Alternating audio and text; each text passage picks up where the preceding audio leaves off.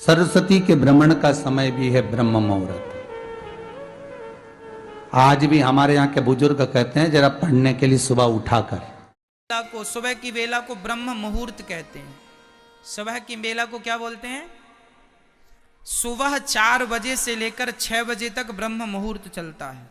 हर हर महादेव। दोस्तों, आज के इस वीडियो में हम आप सबको बताएंगे कि कुबेश्वर धाम के प्रसिद्ध कथावाचक पंडित प्रदीप जी मिश्रा और वृंदावन के प्रसिद्ध कथावाचक अनिरुद्धाचार्य जी महाराज ब्रह्म मुहूर्त के समय के बारे में क्या बोले। आखिर क्यों कोई भी शुभ काम ब्रह्म मुहूर्त के समय में ही करना चाहिए।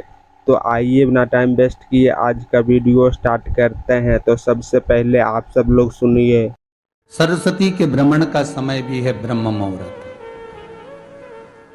आज भी हमारे यहाँ के बुजुर्ग कहते हैं जरा पढ़ने के लिए सुबह उठाकर।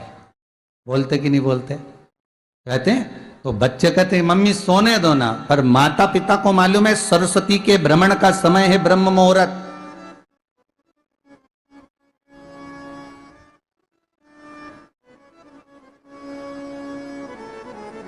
और ब्रह्म मुहूर्त के बाद में सरस्वती महाराज पितरों का समय जब 10:30 का आता है, उस समय तक सरस्वती नित्य स्मरण में भ्रमण पर निकलती है। सुबह ब्रह्म मुहूर्त से लेकर सुबह 10:30 बजे तक बच्चा जिस चीज को पढ़ेगा वो भूल नहीं सकता, ये पक्की गारंटी है। इसलिए स्कूलों का जो समय होता था वो सुबह का होता था। स्कूलों का समय दिन का नहीं होता था, सुबह का 7 बजे स्कूल चालू हो जाता था और अच्छी अच्छी क्लासें पहले ली जाती थी। नियम था स्कूलों का, मैथ की क्लास, साइंस की क्लास, फिजिक्स, केमिस्ट्री आदि का जितनी भी क्लासें होती थी वो पहले ली जाती।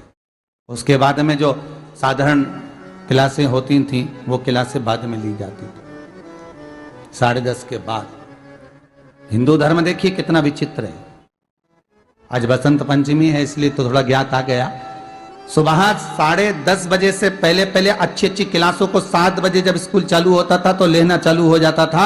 उन क्लासों को लेने के बाद जो हल्की क्लास आती थी वो 10:30 के बाद अर्थात हाफ मीटिंग के बाद चालू होती थी और फिर वो 12 बजे तक चलती और 12 बजे स्कूलों की छुट्टियां हो जाती। अपने अपने घर जाओ, स्मरण करो। क्यों? उसका कारण क्या है? किस लिए समय निर्धारित किया गया? पहले दोपहर का समय, अब आज का समय दोपहर का हो गया। क्यों? क्योंकि विद्या पर जोर कम है, इनकम पर जोर ज्यादा है। आज कोई एक अखबार में हमने पढ़ा था, आज अखबार जो आया था तो उसमें पढ़ा था कि जिस टीचर के यहाँ जिस कोचिंग पर बच्चा कोचिंग करेगा और अगर बच्चा फेल हो गया तो कोचिंग का जो टीचर होगा उसको पूरा खर्चा वापस देना होगा। आज के अखबार में था, हो हमने पढ़ा था। क्लेम लगेगा उस पर।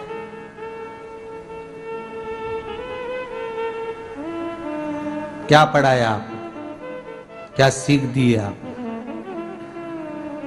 जैसा क्लेम कोचिंग वाले पे लगाया, मैं तो कहता हूं ऐसा क्लेम घर के माँ बाप पे भी लगाना चाहिए। अगर औलाद बिगड़ गई, होना चाहिए कि नहीं होना चाहिए? माँ प्रथम गुरु है, पिता दूसरा गुरु है। कमाने के साथ साथ बच्चों में संस्कार देने का काम घर के माँ बाप का होता है। बांस गीला होता है, उसको कितना भी नवा लो, बांस जब सूख जाएगा, नवाओगे तो टूट जाएगा। तो घर के माता पिता को चाहिए अगर बच्चा गलत काम कर रहा है तो उसको सुधारने का पहले क्लास से लेकर ही उसको संस्कारवान बनाया जाए,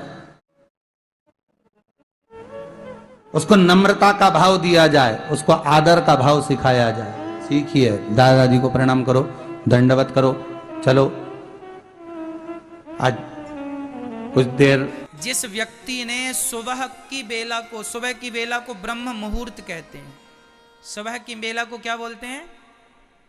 सुबह 4 बजे से लेकर 6 बजे तक ब्रह्म मुहूर्त चलता है। कितने बजे तक? 4 से 6 बजे तक ब्रह्म मुहूर्त होता है। ये जिसने ब्रह्म मुहूर्त का दर्शन नहीं किया, अरे सवेरे जागो, छत में जाओ, उगते हुए सूरज को देखो। जो व्यक्ति रोज उगते हुए सूरज को देखता है उन्हीं के जीवन में खुशियों का सूर्य उदय होता है। जिसने सूर्य उदय देखा ही नहीं, उनके जीवन में काय का सूर्योदय होता ही नहीं है। जस की तस जिंदगी खिसक रही है, खिसक रही है।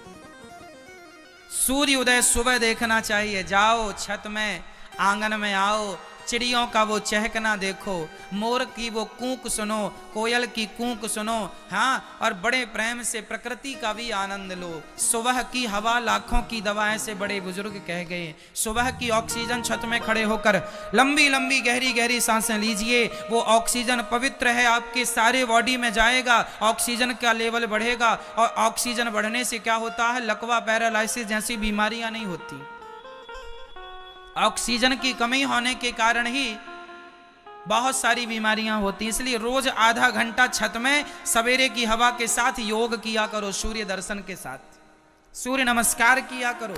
योग बहुत जरूरी, योग जरूरी नहीं, बहुत बहुत बहुत बहुत जरूरी है सबके लिए, स्त्री पुरुष सबके लिए, बेटा बेटी सबके लिए। क्या जरूरी है? आधा घंटा योग जरूर करो, सूर्य नमस्कार करो, सूर्य भगवान को प्रणाम करो, जरा उछल कूद करो, अपने छत पर रस्सी ही कूद लो, तुम रस्सी कूद लो, इससे तुम्हारी एनर्जी बढ़ जाएगी। ऑक्सीजन, जो गहरी गहरी सांसें भरते हो ना, तो तुम्हारी ऑक्सीजन लेवल बढ़ता है। अभी कोरोना काल में लोगों ने देखा ना, अरे 50 ऑक्सीजन रह गया, और 75 ही रह गया, और 40 रह गया, 35 हुआ, मर गए। क्यों जी? ऐसी तो हुआ ना, ऑक्सीजन लेवल कम हुआ, मर गया आदमी। ऑक्सीजन लेवल ज्यादा कब होता है? जब आप उछल कूद करते हैं, काम करते हैं। इसलिए आधा घंटा 25 मिनट तो एक्सरसाइज करनी ही चाहिए स्वस्थ व्यक्ति को। आप लोगों का ज्यादा से ज्यादा पैसा डॉक्टर को चला जाता है, क्यों नहीं 15 मिनट 20 मिनट अपने लिए निकालते हो?